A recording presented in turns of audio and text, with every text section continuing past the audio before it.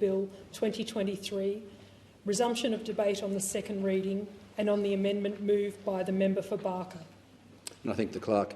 The original question was that this bill be now read a second time. To this, the honourable member for Barker has moved, as an amendment, that all words after that be omitted with a view to substituting other words. The question before the Federation Chamber now is that the amendment be agreed to, and I give the call to the member for Spence. Thank you, Speaker. I rise quite enthusiastically, I might add, to speak in favour of the Higher Education Support Amendment, response to the Australian Universities Accord Interim Report, Bill 2023. I speak to the bill, the interim report itself, and some of the noteworthy aspects of academia that the report touches on. I feel that it is worth mentioning one key statistic from the outset. This statistic is the reason behind my enthusiastic support of this bill and why we needed measures that the Australian Universities Accord Interim Report recommends introducing to have been adopted yesterday. Within my electorate of Spence, which is located in the northern suburbs of Adelaide, according to recent census data, notes the percentage of persons over the age of 15 years old with a bachelor's degree level education or higher as 9.5% of the population. This figure falls well behind the percentage of the South Australian population, which stands at 22.7%, and it is dwarfed by the population with a bachelor's education in Australia, which is 26.3%. There is frankly no amount of spin that can help those numbers look better by any kind of creative interpretation. A bachelor's degree is not a pathway that will suit everyone, or at least not necessarily straight away after someone leaves high school. But as the years go on, we stumble upon another key figure. That being, it has been estimated by the year 2050, 55% of all jobs will require some sort of a form of higher education. This fits somewhat with another statistic that I came across when researching background information prior to speaking on Jobs and Skills Australia legislation in this place, which was that 9 out of 10 new jobs will require post-secondary school education, 4 out of those being VET qualifications. The picture is slightly less grave when you look at the number of people currently enrolled in some form of tertiary education, but the percentage of our population still falls in the realm of 5% below the national and state figures. It is plainly obvious that something must be done to correct this and to alter the course. The story told by both of those sets of numbers is that if this is left to continue as a trend, we are condemning future generations to be locked out for good to well-paying jobs in the future, robbing the future of Spence of economic security and gainful employment opportunities within a competitive employment market domestically, as well as contributing to Australia's international competitiveness in the future. I cannot stand idly by and have economic disadvantage be entrenched for generations to come. This is why I was both eager and delighted to have attended a briefing with the Chair of the Australian Universities Accord Panel, Professor Mary O'Kane AC, to discuss the interim report and the next steps forward in that process. One of those steps is for the government to back in the main recommendations by the Accord Panel when they handed down the interim report.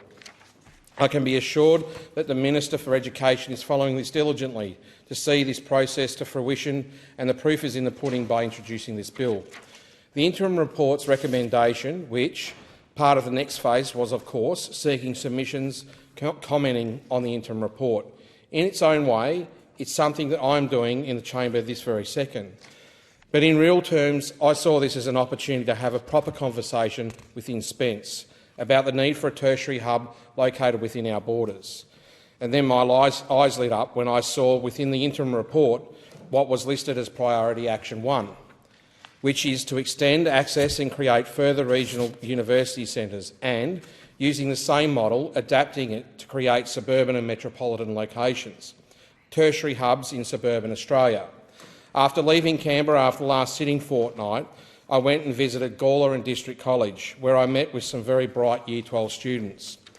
The aim of this visit was not just to share my views on the University Accord interim report, but to share my views on higher education and the need for a tertiary hub in Spence.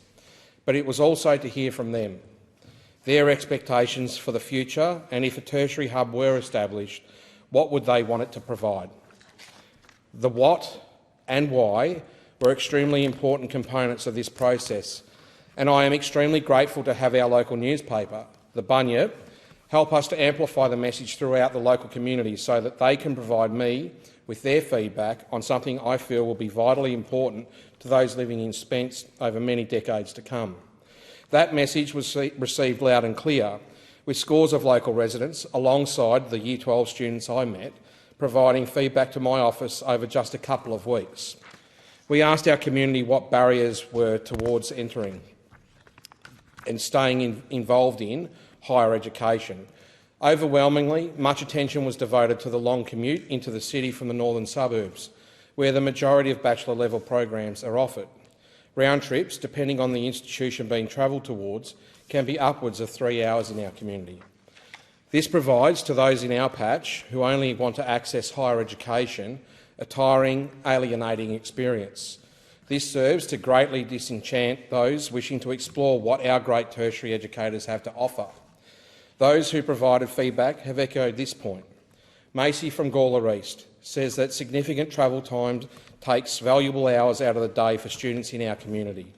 She also says it restricts hours of working a part-time job alongside study commitments, further disincentivising tertiary study.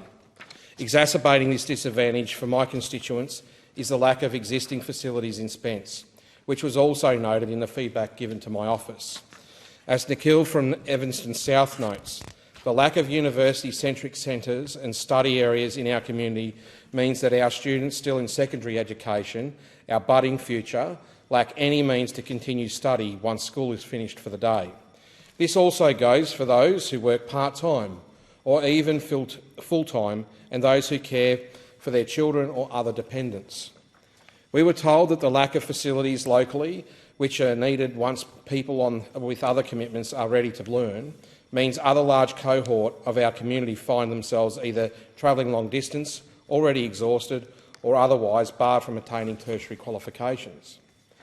Again, to make this clear, these circumstances continue to entrench further alienation from tertiary study in our community, with even greater consequences on the horizon, given the economic transformation forecasted in the interim report of the Accord. We were also told by our community that financial factors are producing a significant barrier for those in our community, which is already a known disadvantage for residents in Spence. The need to travel long distances just to study, in turn, racks up an excessive bill in public transport costs, in fuel, even in taxi or ride-sharing fares should it be needed. Deputy Speaker, it should not cost our students anything, let alone the hundreds of dollars per month required to travel from my electorate into the city on a daily basis. To merely access education they are not only entitled but encouraged to receive. And many others who responded to our request for feedback echoed this sentiment in their response. The community made clear to me that the North, already faced with financial difficulty as it is made even more distant from university study because of the costs involved. This needs to change. And a huge leap towards that change, Deputy Speaker, can be made through the tertiary hub as it is listed in priority 1 of these recommendations. Most importantly, my community has agreed that establishment of a tertiary hub in Spence would be beneficial. According to the feedback my office received, over 80% of respondents were in favour of the establishment of a tertiary hub. The vast majority of the other 20% of respondents showed interest in the idea also, but emphasised that a hub needs to go beyond a regular study space. This brings me to the final question asked of our community, which invited feedback on what a tertiary hub in Spence should look like and how it needs to assist our community. Respondents in my community have effectively called for, in the words of James from Manapara, a bite-sized version of what they have at the unis in Adelaide. This included staff support in administrative and tutoring capacities. This can give students the ability to ask questions and seek assistance with their assignments in real time. A drastic improvement from waiting for emails, from spending an hour and a half on the train just to ask questions. Gordon from Craigmore suggested also that such a hub can feature subject-specific resources, like shared textbooks and facilities tailored to different areas of study. As my community noted, This would create an even greater gateway for our community into the tertiary space. The response to our request for feedback was that good. Deputy Speaker, I do not have time to go through all the suggestions listed, but I would like to thank each and every respondent for their valuable feedback, as I am determined to turn their hopes and needs into real change. Giving people in Spence, or anywhere across the country for that matter, access to university education is its own benefit.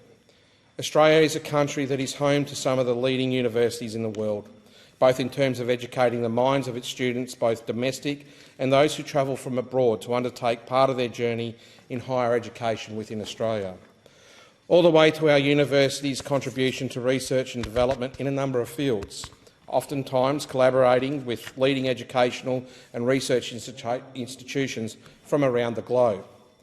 I know that my colleagues, the member for Bean, Canberra and Fenner, have very likely made a more knowledgeable contribution on the universities in the ACT as part of this debate. However, in my short time in Canberra, I have observed the intrinsic public good that universities, particularly the ANU, foster by their engagement with parliamentarians. I became very aware of this when I was asked to represent the Minister for Communications earlier this year at a Tech Policies Futures, an event hosted by the Tech Policy Design Centre at the ANU.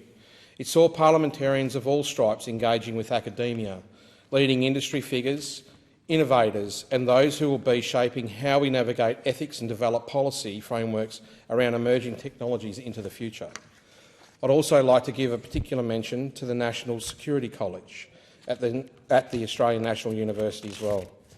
The National Security College has facilitated the NS23 program, which has provided first-term members of Parliament, one of which being myself, and several others from across every side of this chamber and the other place. They have been providing invaluable mentorship, training and briefings on a number of key and emerging matters relating to Australia's strategic and national security interests and the challenges we face on those fronts. Though I have never attended university, it is easy to see the inherent benefits these institutions provide Australian society, long before a student sets foot on a campus. Despite the fact, as I mentioned earlier, higher education was not something that was really an option for me along my journey. I always feel that option should remain open if I wanted to do so. This is a similar sentiment I share about higher education for others as well. You might not start a bachelor's degree straight out of high school, or you may not even finish high school, but the pathway should be open to someone to upskill themselves if they decide to. It is up to us to get policy settings right to facilitate this and not make the decision to study at university to be one which feels like venturing into the breach. There are enough changes to one's circumstances that go along with taking up studying, whether that be vocational education or higher education. The role of government in this case is to facilitate this occurring. This isn't so much about barriers of entry, but rather barriers of access. I am extremely pleased that through this bill, the Accord process and through a number of other means, the Albanese government is committed and is acting on ways to open the door of opportunity for more Australians to gain a university education. Deputy Speaker, I have pointed out a number of statistics here today, particularly one stating that 9.5% of people living in Spence holds a bachelor's degree level education or higher. I am supporting this bill to be part of the process that corrects this. On census night, there were over 50,000 people in Spence under the age of 20. That number balloons out to nearly 93,000 for those under the age of 35, an age bracket that will see the truth in the prediction made concerning the sheer number of jobs requiring tertiary education qualifications. This interim report and its priorities move us one step toward ensuring that, by the time we look at the numbers, they have the best chance of being employed in secure, well-paying jobs, because they were assisted by having greater access to an education that will enable them to unlock the best possible chance of a better tomorrow. And that is something that I feel, even in an abstract sense, we go into this place to do. But with this legislation and the Accord process moving forward, the abstract starts to become significantly more tangible.